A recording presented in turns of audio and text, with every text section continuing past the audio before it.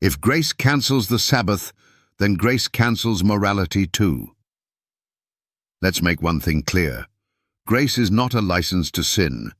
Yet somehow modern pulpits thunder with the lie that grace has done away with the Sabbath.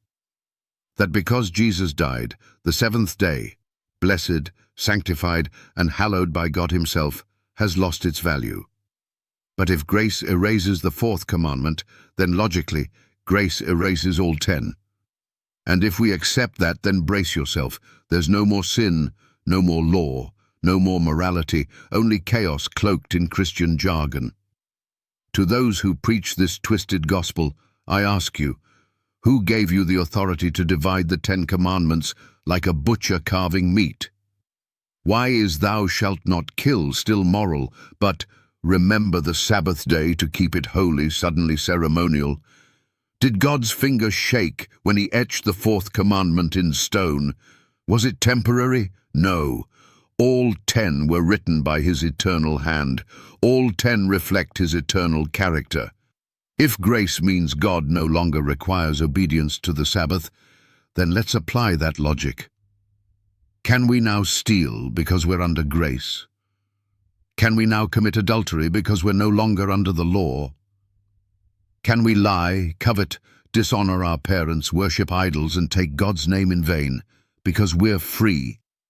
If that's your version of grace, then congratulations, you've created a license for lawlessness, and you've trampled the very cross that was meant to redeem you from sin, not redefine it.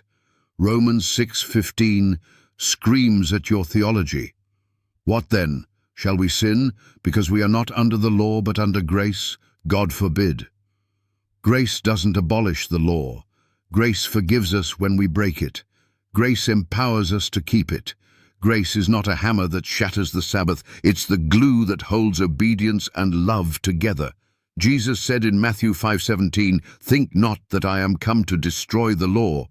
I am not come to destroy, but to fulfill. Fulfill, not abolish. Fulfill, not erase. Fulfill, not replace with Sunday worship." And if Christ fulfilled the Sabbath, why do you rest on the first day and not the seventh? Who gave you that permission? Certainly not the Savior. To the pastors and priests who say, "But we worship every day," then why don't you rest every day? Why do you clock in and out like slaves on Monday through Friday, but suddenly say grace gives you liberty to ignore the day God made holy? This is not liberty. This is rebellion.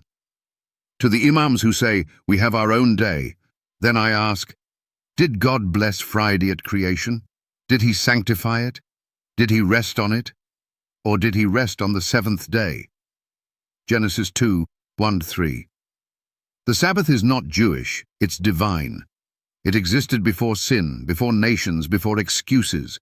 To the skeptics and unbelievers who scoff, saying, "It doesn't matter what day we worship," I say this: tell a judge in court, "It doesn't matter what day I obey the law." See how that turns out. God is a judge, and His law is not up for debate.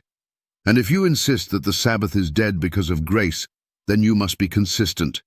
Tear down your moral high ground. Say murder is okay. Say adultery is grace-covered.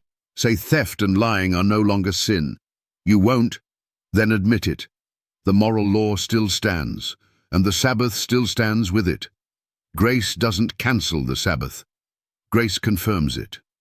Obedience doesn't earn grace, but grace produces obedience. Anything less is counterfeit faith. So I challenge you. If the fourth commandment is gone, show me the verse. Just one. Not tradition, not church fathers. Show me where Jesus or His apostles ever declared the Sabbath void. You can't, because it's not there. Because grace never cancels God's holy day, it calls you back to it.